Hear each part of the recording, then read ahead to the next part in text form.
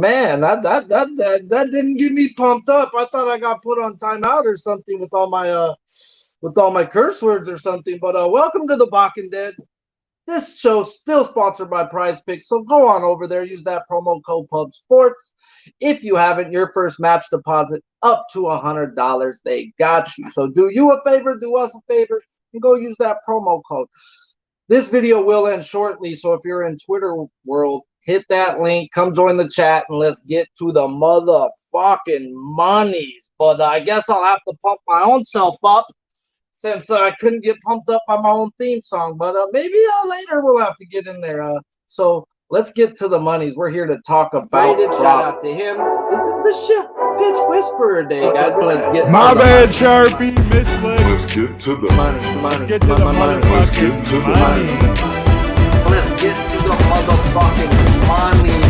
Fuck the bookies, fuck the bookies. FTV screaming fuck the bookies, fuck the bookies, fuck the bookies, fuck the bookies, fuck the bookies, fuck the bookies, fuck the bookies. FTV screaming fuck the bookies, fuck the bookies, fuck the bookies. Middle finger in your ass, screaming fuck the bookies. Woke up in the morning, grab my little black book. Yesterday can eat a dick, cause we lost by the hook. Can't win them all, so you never see me get shook. Today's a new day, the bookmaker's getting cooked. When I spot a dirty K, the 4 units getting played. Always find the value, I would never be afraid. Scary money don't win, but I'm not going all in unless I see a bet I love, then I put my balls on a bookie's chin.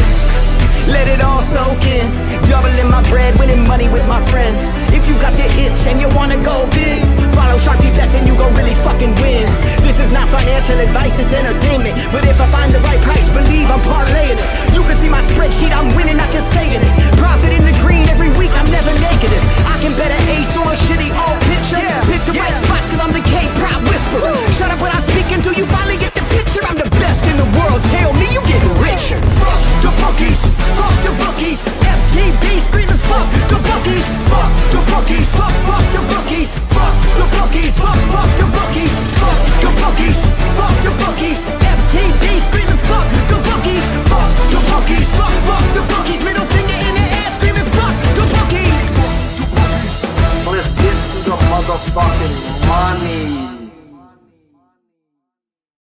Does it get me fucking hyped? It's like fucking Gone in 60 Seconds when you're about to go fucking boost them cars, bro. Now I'm ready to talk fucking props. Let's talk about my K-prop I bet today, my dirty K. Let's fucking get to it. Happens to be the first guy I'm going to talk about today. And let's be real, I'm coming off my worst fucking week of the year, guys. Like, realistically, last week was not good. I took it square. The bookie fucked me, I guess. You know, I wasn't fucking the bookies, as I would say. So let's get started this week right back where we need to. It's Monday and a new week, new day. And let's start this shit off with a fucking winner, guys. So Chris Bassitt, 6+ strikeouts, -145. He is at 6 on Prize Picks at -145. So at 7+ it is +100. Mind you, I write this all out at 7:30 this morning, between 6 and 8. So the lines could have moved by then. I haven't gone back to look. So 6+ -145 is the dirty K. And let's get to it. Over his last 10, he's only averaging 6. Over his last 8, he's at 5.8, and his last 6, it's 5.1. What I'm coming to realize with all these numbers today we're going to talk about, the last 8 games are giving us their average, and that's where we're going to be focusing on. So is there an alarm bell going off with the guy averaging 5.7 strikeouts per 9, and they're going to give us a 6+ at a -145? Nope, I did not see alarms in that. So then I go on over to the math. And he's averaging 9.5 strikeouts at home compared to just 7.1 on the road. He is at home here. So that's a over 2+ strikeouts per 9 in our favor on Chris Bassitt. And he averages almost 10 strikeouts per 9 versus lefties and 8.4 versus the right-handed side. And they're projecting 5 right-handed and 4 left-handed bats. So number 21 in my black book, guys, Chris fucking Bassitt. And earmuffs, baby, earmuffs. So if you got a problem with foul language, this show ain't for you. If you want to cash some tickets, this show is for you. So let's get to it. He does have a home ERA of a 3 and a road of a 4.24. He is at home here. So his strikeouts go up at home. His ERA goes up at home. So we can pretty much pencil this guy in for 6+ innings, right? Well, he's gone 6+ innings in 6 of his last 8 games. And he's probably the best number 3 pitcher in all of fucking baseball, guys. This guy's a steal for what the Mets paid him for a 1-year deal. And at the end of the day, he's the number 3 pitcher on this team and could be a number 2 anywhere he freaking goes. So he's a beast. Whew. Not being on a back-to-back, guys. Facing a team with a strikeout percentage of a 23% strikeout percentage or more, which 23, 24 is bad. 27 is you got to kill them, guys. So we're going to look at 23 strikeout percent or more in the black book. And he has 6+ Ks in 6 of 7 games, averaging 7.2 strikeouts a game in this situation. So now we're going to get a team that's not striking out 23%, but striking out at a 25.5%, walking at 6.8%. That is bottom 5 too. With a 230 average, 650 OPS, and an ISO of a 130. They're all bottom 10 hitting. They are bottom fucking 3 in strikeout percentage right now. And he's faced one team this year with a strikeout percentage of a 25%. He had 9 strikeouts in that 6 innings of work. And I could definitely see another day of 9 strikeouts in 6 innings of work. And that's why he is the guy that I am on. And he is the dirtiest of the group today. So let's get into the next guy where I thought I wanted this guy. And they just haven't given me the props out yet to where I can bet them. And let's talk about it. And maybe some of you guys with legal books do have this prop out. But what is Zach Gallen's pitching outs or under/over hits? I can't see them right now. So if any of you are able to get those two, shoot that out into the chat for me so we can talk about them. But I think that's going to be the way to attack Zach Gallen instead of his K prop, whereas K prop was at 6 this morning at a -157. And it moved all the way up to a -180 at that number, and it's now 7+ at juiced number. So you've done lost the whole number on this guy, and his fantasy scores at 38.5. I seen it at 6 at -157 when I did my breakdown, and I couldn't pull the trigger. So at the end of the day, I'm not going to say that I'm wrong, you're wrong, but I'm going to give you why I'm going to stay off of him. So shout out to you guys. Smash the fucking like if you already haven't. Already 30+ live, not even 20 likes. Come on, man. That's all I ask for is a damn like. So smash it like I smash BBWs. And let's talk about number 43 in the black book, Zach Gallen. So over his last 10, he's averaging 5.3. But once again, it's that 8 number that they've been giving us. Over his last 8, he's averaging 5.8. And his last 6, it's 5.5 strikeouts. Once again, it's at 7+ right now. So he has the same home road splits ERA-wise, and he's only gone 6+ innings 4 of his last 8 games, allowing 3 earned runs or more in half of those games. So the guy hasn't been that dude that he was the first 10 games of the year where he gave up 2 earned runs or less in 8 of his first 10 games, where he's now given up 3 earned runs or more in 4 of his last 8. So he hasn't been the same Zach Gallen as he was at the beginning of the year. And that makes me want to go back and look at a guy's pitching innings. Like, where's he at? Where's his limits? Are we coming up on this guy? And yes, we are right now. He's about 20 innings away from the most he's ever pitched in his life. And that happened about 4 years ago. So he still will be bet on for at least up until September into my eyes. And then I'll be looking at not betting on a guy who's never pitched that much in his life. Like, at the end of the day, I'm not here for ifs. I'm here for let's fucking go. So I'm looking at this guy right now, guys, because K percentage, it's not always the way to attack him. He's gone up against teams with a 24% strikeout percent or worse 7 different times, with only hitting 6 strikeouts or more 2 out of 4 times, and they have him at a 7 right now for Zach Gallen, and he only got that 1 out of 6 times. So he 1 out of 5. So he got 2 out of 4 to the number 6+ strikeouts versus the number 24 strikeout percentage. And then versus that number to a 7, he's 1 wins, 5 losses, guys. So they're giving you this because the Pittsburgh Pirates are a team that are known for what? Striking out. Well, let's look at these numbers. And he faced them back on June 5th, and he's facing them again now. When I run those numbers up with where they're at, they're pretty much the same fucking team, guys. They were walking 9.8%. They are now walking 8%. They were striking out 23.1%. Now they're striking out 23.9. 232 average on June 5th to a 217, and the OPS drops about 80 points. And he went 6 innings, 5 hits, 2 earned runs with 4 strikeouts. Now they're putting it at 7. And the numbers tell me when he ran up versus these numbers last time he didn't get it. When he runs up versus these numbers, a lot of the times he didn't get it. I want this guy's under hits versus a team, and I want either his pitching outs over, depending on where the numbers that they're going to give us on that. So definitely expect a big game from Gallen. I just don't think the strikeouts will be there today. That's why I'm going to have to stay off. He averages a strikeout more at home, 9 per. So he averages 1 per inning.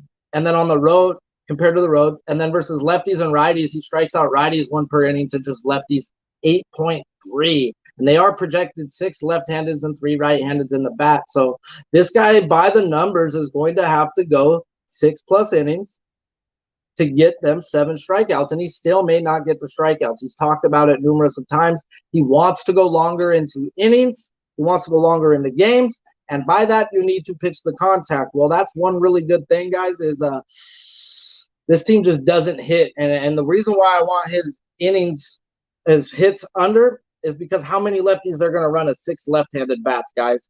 He has a 169 batting average versus lefties and a 242 versus righties. So I expect a big, long game versus him. And, I just want the innings or the hits under with him. And Bovada hasn't offered that to me yet, so I will just kick back. I can't hate anybody looking at the K-prop. It is Pittsburgh, but once again, you've lost the whole number on it already. It was at 6 this morning, and now it's at a 7. So take that into mind. You don't want to be chasing numbers all the time because it's not just good. It's not good for business. So shout out to the chat. Smash the fucking like if you already haven't, because it looks like a lot of you fucking haven't. So let's do the damn thing. Smash it and clash it, and I'm going to get to bashing it. We got a game to talk about right here, and let's talk about it. So, yeah. But nope. Alex Wood versus the Padres, and then we're gonna go Blake Snell versus the Giants. So we're gonna talk about 2 pitchers, same game. And if you don't know already, we just talk about props now. There was a time where we did break down the whole game. Nah, we got 2 other shows that do that on Pub Sports Radio. Now we just strictly bang the props and we bang the bookies. So let's just get to it and talk about Senior Alex Wood. His K-prop is 5+ at +104. Price Picks had him at a 4 at a -264, and his fantasy scores at a 24.5. Over his last 10 games, he's averaging 5 strikeouts. Over his last 8, 5.1, and over his last 6, 5.7. Now, is there an alarm bell that they're giving you less than a man's, or giving you the man's average at plus money? You got to think, yes, normally, but no, because of what the Padres are, guys. These Padres, they just really don't strike out the lefties. They may not have been hitting the way they should be hitting, but they sure as fuck haven't been striking out. So let's talk about it. He's now played this team 4 times, and he averages a strikeout more on the road than he does at home. We got Alex Wood on the road. And he strikes out lefties 1.5 more per innings than righties, with an 8.6 per 9 that from the right-handed side and a 10 from the left-handed side. He has the same home road splits, has 6+ Ks in 5 of the last 7 games, including a game versus these Padres. I'm going to keep using quotation mark for these Padres because these numbers really don't mean shit that I run up against, because they're not the same fucking team as they have been. At the end of the day, this is a new team. So when I do run these numbers up versus where they're at now, the one game that he did not hit his 5+ strikeouts, guys, they were walking 12%. Well, right now, these Padres are walking 11.7% versus lefties and striking out at a 23% clip. The last time he did face them where they hit at striked out at a 23% clip, he did have 8 Ks. So there's multiple mixed messages going on in the numbers that I'm reading, and I just can't trust Alex Wood myself. The Padres, though, have not been hitting lefties. They just got swept by the Dodgers, and they threw an all-lefty crew at them. And, Gonsolin pitched the first game, I believe. So not an all-lefty crew versus them, but majority 2 lefties versus them, and they didn't get them. They didn't get to Freeland when Freeland was in San Diego. This team just hasn't been hitting the way they have been, but they do take their walks, and they are a very patient group at the plate. And especially with Juan Soto in that lineup, it's got to be tough to run a K-prop. But I'm not on Alex Wood. They are projected 7 right-handed bats and 2 left-handed bats. Those 2 left-handed bats would be Soto as being one of them. And when we get to some hitting props, we'll talk about him. Soto's seen him 8 times and has 2 hits. The 2 hits are a yopper. So the guy has bombed him twice. And that's lefty on lefty crime right there, guys. That's usually not what's supposed to happen, but Juan Soto is that fucking dude. Machado usually rakes lefties a lot better, guys, but he's come back down to earth and has pretty much the same numbers, righty lefty. They're both really good. And we got Brandon Drury, another guy who's known for crushing lefties, guys. Profar's got some decent numbers. This, to me, sets up for a nice spot for a lot of these bats going up versus Alex Wood. And I understand why it's 5+. I really do, guys. I don't think it's fishy. If you're looking at it, I get it, but there's no way in hell I'm running up versus these guys that I think are going to get them. But once again, I don't bet think. So I just can't do it. Let's talk about the next game. And this is where I'm having problems, guys. And if I didn't hate Blake Snell, I'd be betting Blake Snell right here at the end of the day. But let's talk about it. But I can't bet him now. I chased the Woodruff number, guys. I did get the 6.5. It moved to 7.5 on Woodruff the other day, and I bet it again. And I lost both, and I got kicked square in the nuts, and I still haven't pulled them all the way out my stomach with how much I've already lost on that game. But we're on to another day, and we're here to talk about Blake Snell. He's at 8+ -112 on Prize Picks. They have him at a 7 -209, and his fantasy score is at a 39.5. Last night on FanDuel, he opened up at a 6.5 -130.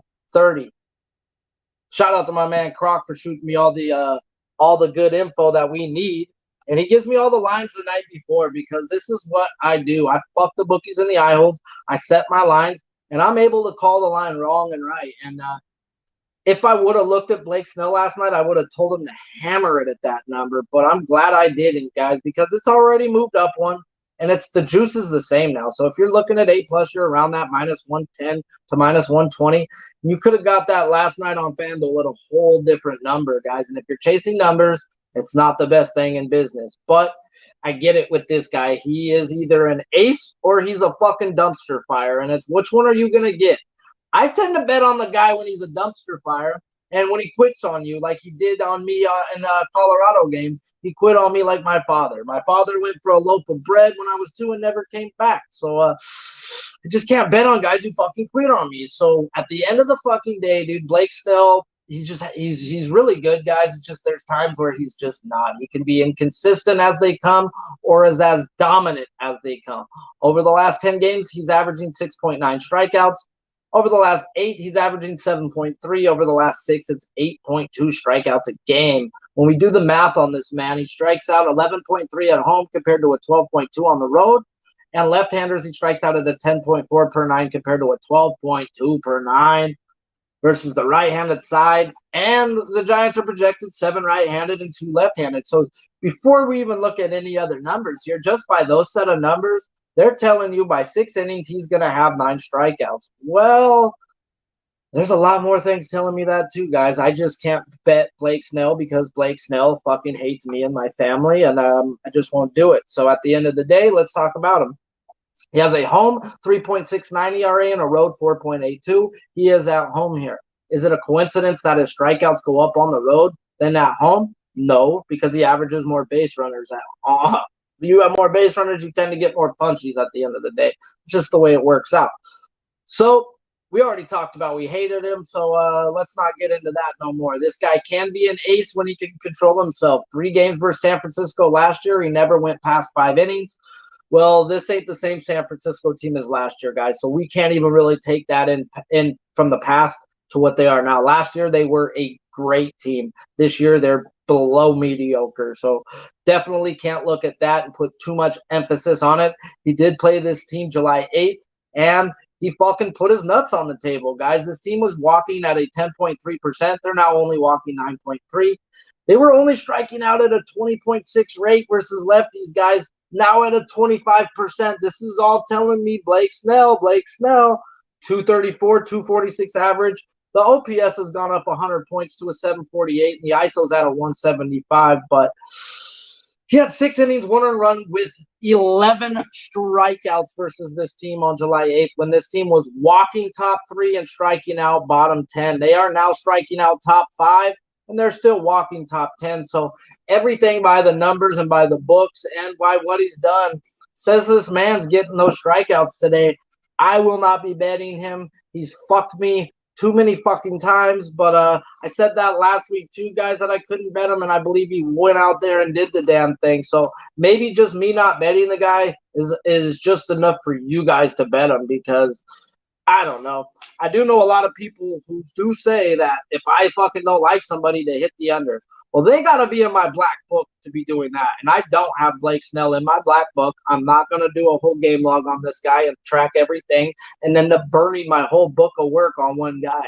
I'm not going to do that for him. So, Blake Snell is a beast. He's a beast at home. Do you need anything else? Like, really? Like, the strikeout percentage says 25 when he got 11 versus a 20.6. So if he could control himself today and stay anywhere near the zone, this man should have 9+ strikeouts through his 6 innings. I just can't bet him. Not for me. But we've got 2 other guys to talk about, and it happens to be in the same freaking game, guys. And it's another way I want to find a way to bet my guy here, and he's not even my guy, but let's talk about it. And it's not let's talk about sex, baby. We're talking about pitching, because we need some strikeout props to pay me. Let's talk about it. We got Logan Gilbert versus Gilbert and Taillon back-to-back on both of these guys playing the same team within the last 5 days. Well, we've got some information to talk about while on back-to-back for the last 5 days. We've got over 70 in here and only 38 likes. Smash the fucking like. If we get to 50 by the end, I will recap the Dirty K at the end of the show. If not, oh well, we'll talk about the hitting props after these 2 pitchers. So let's get to it. Smash it if you haven't, and let's make some monies. Logan Gilbert versus the Yankees. He's at 5 on Prize Picks at a -152. 6+ is +110, and his fantasy score is at 25.5. He averages 5 strikeouts a game over his last 10, 4.7 over his last 8. And 4.6 over his last 6. And when we look into it, that's what we get is that 5 at a -152, because he's averaging 4.7. Now, he got cracked by the Yankees last time out. 5.1 innings, 6 earned runs with only 2 strikeouts. So that means hit the under, right? Well, I'm not a guy who bets unders, guys. So that's going to be your decision. And I'm going to give you some information that might help or help not. So he averages a strikeout more at home than he does on the road. He was on the road last week, so now he's at a strikeout per inning at home. And he strikes out righties 1 per inning compared to lefties just 8 per 9. So they are projected 6 right-handed bats with 3 left-handed. And by the numbers, he's going to need to go 6 innings for that 5 strikeouts. Now we take in a back-to-back, and that's never good. Well, number 22 in my black book, 22. Let's talk about him. He has the same home road splits with a 3 ERA both ways. He's now had back-to-backs 2 times since the All-Star break, including 5 days ago versus these Yankees, where I just mentioned he got cracked. Well, this will be his 3rd back-to-back this year, and he's averaging 6.5 strikeouts, 2.5 earned runs on back-to-backs. Well, taking the fact that strikeout number 6.5, I think that's a little foretelling and lying to. He went up against the Houston Astros, who were striking out at a 25% clip at that time, and the Los Angeles Angels, who were striking out at a 30% clip. Excuse me. So they were hitting if you look at the hitting numbers, so I will give him credit on 2.5 earned runs. But the strikeouts to me are a little skewed. Giving up 4 earned runs this year, which like he did last week, he's only given up 4 earned runs 3 times this year. The next game, he's given up 1, 1, and 3 earned runs, but none of those were a back-to-back. So he has shown that he gets better ERA-wise back-to-back, but the strikeouts, his ERA goes up about 1 run, which is fine. His hits go up, which is fine, and his strikeouts have stayed the same, but those are 2 teams that were striking out at a crazy-ass clip. Well, that's not this team and the Yankees. They're not striking out at a crazy-ass clip, guys. So I'm having an issue here. I can't hit the guys under, but I definitely can see a guy's over. You don't want to look at playing a guy's strikeout props on a back-to-back when a guy has a bunch the first time. You can look at it the second time because now this team thinks they fucking own you. They're going to go up there, big dog chest, whoop, whoop, whoop, whoop, and they're going to go over there a little confident. I'll tell you that. Now, does that mean they still don't whoop his ass or not? That's different, though. But when you just whooped his ass the first time, I've seen it too many times. When you get a bunch of strikeouts, and like how I brought it up with Strider yesterday, guys, he dominated them strikeout-wise the first time. Okay, bet you the Mets were going to get on his ass yesterday, and Strider's shown, when he dominates you the first time, it doesn't matter if it's a month or two later, he don't dominate you again, bro. They've seen you, and they're not going to deal with you again. They're not going to get behind on you. So there's shit in the paperwork there. So there's definitely stuff in Gilbert who says he does get hit hard the second time. Just he keeps those earned runs down, and it's hard for me to trust him going up versus this Yankees team. They are walking 10.5%, striking out only 22.6 with a 249 average, 711 OPS, and a 183 ISO. Pretty much the same exact fucking team he's seen 5 days ago, and he had an issue. So he's gone up against two teams struggling on back-to-backs. This team is not struggling. I can't trust Gilbert in this spot personally. I just can't. The other side of this is Jameson Taillon, and this is where I want to bet Taillon, and I'm looking at it, and I'm looking to bet his pitching outs. Not everything's going to be for a guy's K-props, and this is a spot where I think he hits his K-prop too, and Price Picks gave us a 4.5 today. I don't get it. I tripped out because 5+ was minus 228, and 6+ is plus 141. Now, you're going to give us over a guy's average per strikeout, where his last 10 is 5.1, his last 8 is 4.8, and his last 6 is 4.8. And he had 6 strikeouts 5 days ago versus this team with 4 walks, 4.2 innings, giving up 5 earned runs on only 2 hits. Too many fucking walks at the end of the day. That to me is fine. 2 hits is beautiful. The guy fucking did fine. 5 earned runs. He still had 6 strikeouts with those 4 walks. Now, I don't really get why they put that strikeout prop so high, and his fantasy scores at 25.5. That's where I'd be looking to play him myself. I would play him over 25.5, and we'll get into that. He averages 8.6 strikeouts at home compared to just 6.6 on the road, and he strikes out lefties and righties almost the same, lefties a little bit more, and they are projected 6 left-handed bats with 3 right-handed bats. So he does strike out more lefties than he does righties, but he does drop off 2 strikeouts on the road than he does at home. And let me tell you about this place called Seattle. This is a place where it is hard to get strikeouts from the right-handed pitching side, and both of these guys are right-handed pitchers on back-to-back. For a reasoning, I was wondering, why isn't right-handed pitching striking out a ton at Seattle's ballpark? What's going on? I had to dig into it.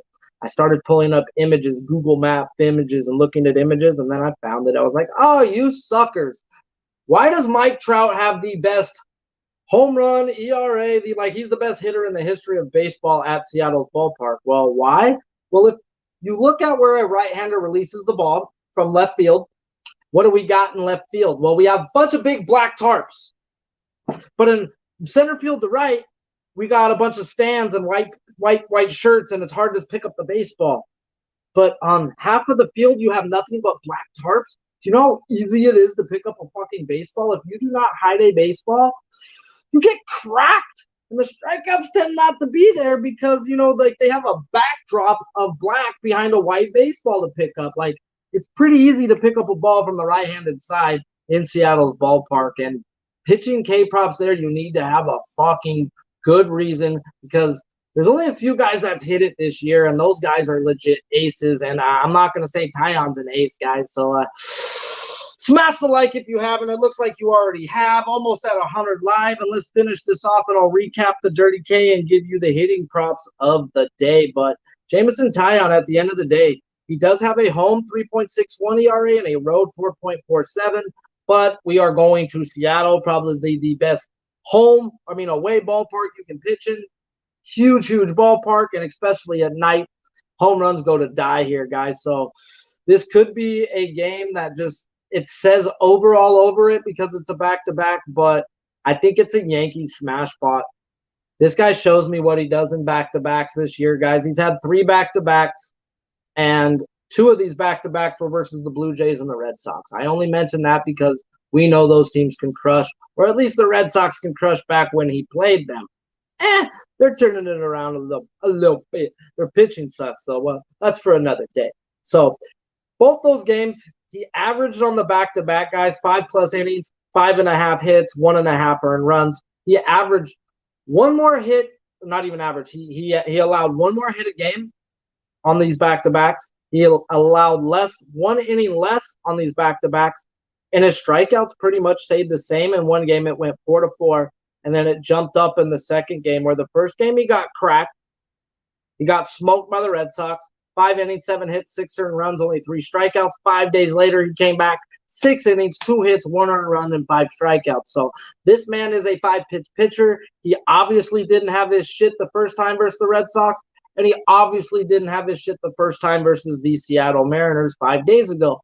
I expect him to bounce back. He's shown me to bounce back in these situations, and this team isn't nothing to write home about. They're batting 197 as a team with a 621 OPS and a 145 ISO. 9.7 walk percentage is the only thing good they got going on, guys. They're striking out 22.4, about league average too. Whip-de-doo. I'm not betting strikeouts here. I'm looking at Gilbert and Taillon, 18-plus outs. I haven't bet it yet, but it's at minus 110. And that's where I'm looking to bet him, guys. I really think he just goes out there and deals. I might bet his hits under as well, depending on the number. I need to pick between the hits under and the outs over. I see him for at least 6 innings. He only gave up 2 hits with those 4 walks. I could see less than 4 hits today. This guy is a beast on a back-to-back, guys. And I want something to do with this guy, especially when he gets rocked. This guy has pride, and he's shown in himself that he takes it fucking serious when he gets cracked the fucking first time.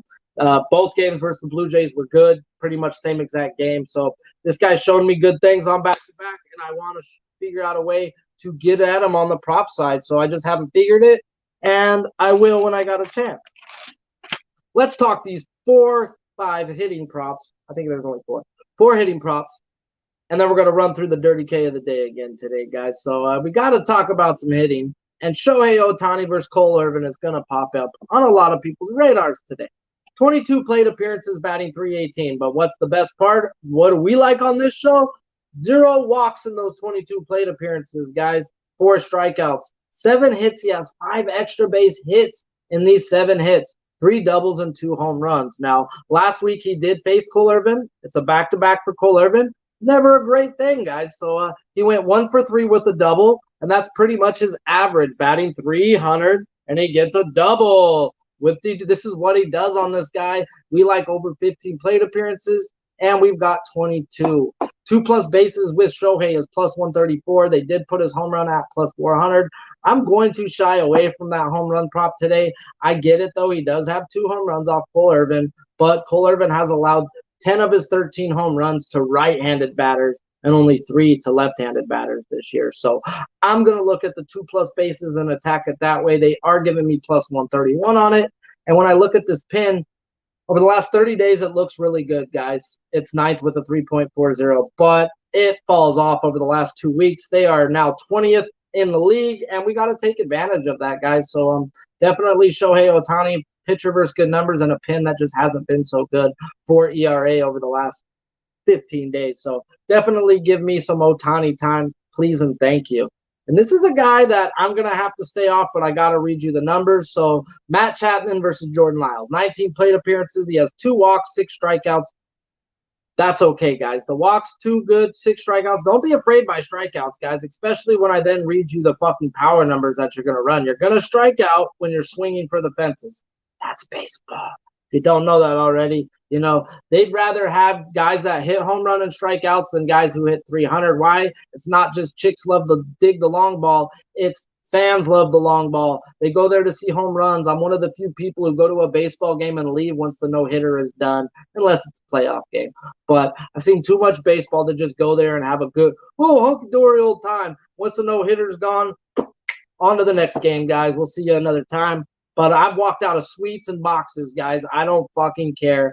I'm there to see the no-hitter, and everyone else is there to see the home runs, and that's what they pay the big bucks for. Strikeouts come with the home runs. You want to see strikeouts next to the power numbers, in my opinion, when you're looking at hitting props.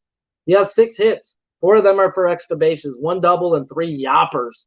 11 of Lyles' 16 home runs have been from the left-handed side, and Chapman bats from the right-handed side, so I get a lot of you are going to run that home run, but I definitely look at that 2+ bases as that plus 134. His home run's only plus 350, and the bullpen's just too fucking good for me, guys.